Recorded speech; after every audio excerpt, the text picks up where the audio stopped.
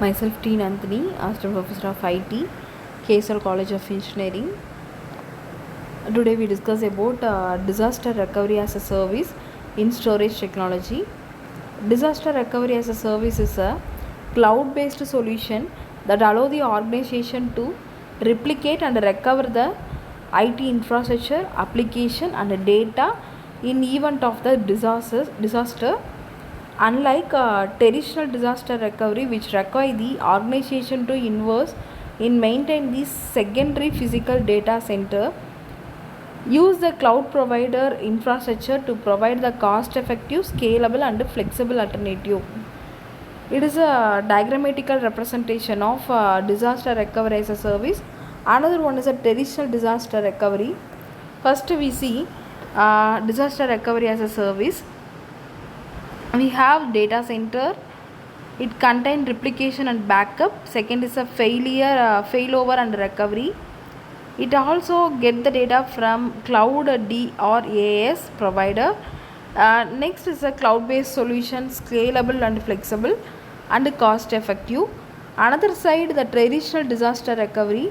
One is a data backup and a manual failover. Another one is a secondary data center. It contains the physical backup sites, high maintenance cost, limited scalability. Next we move on to key component of disaster recovery as a service. First one is a data replication. What is meant by data replication is disaster recovery as a service continuously or periodically copy the data from primary environment to secure data cloud-based infrastructure. It ensuring the most recent data is always available for the recovery. Next component is failover or failback. In event of disaster, it enables the automatic or manual switching of workload to provide the environment failover. Once the primary site is restored, workload can be returned. It is called as a failback. Third component is the cloud scalability. Organizations can scale the disaster recovery resource on demand without need to invest in additional physical infrastructure. This is a main component of disaster recovery as a service. Fourth component is automated testing.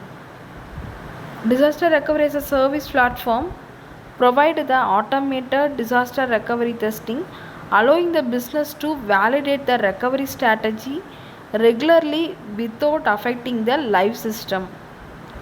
Fifth component, multi-site support. The solution replicate the data across the multiple geographic location, enhancing the protection against the regional disasters like floods like that. Sixth component is security and compliance. It provide or implement the encryption, access control and compliance measures, ensuring the replicated data is secure and meet the regulatory requirements. Next we see how the disaster recovery as a service will work. Disaster recovery as a service operate through the structured process designed to ensure the business continuity with minimal disruption. The workflow typically involve the following steps.